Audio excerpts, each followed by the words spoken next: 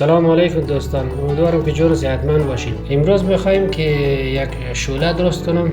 این شوله ماش هم میگه، کیچری هم میگه. این یک خوراک زمستانی است، بسیار خوشمزه. مواد لازمی از برنج لوک، ماش است، یک دانه پیاز است، 4 دانه بانجان رومی است، شبت است، 1 دانه مرچ دلمه است، 2 دانه مرچ تازه و 2 گوزه هم سیر. خب کد شوله باید ما کوفته هم داشته باشیم. گوشت سرخی گوساله نیم کیلو است، 1 دانه پیاز هم همراهش ماشین شده، پیاز بری لواب 1 دانه، سیر 2 گوزه، نمک، مرچ سیاه و پاپریکا مساله مقدار نیم کاشق چای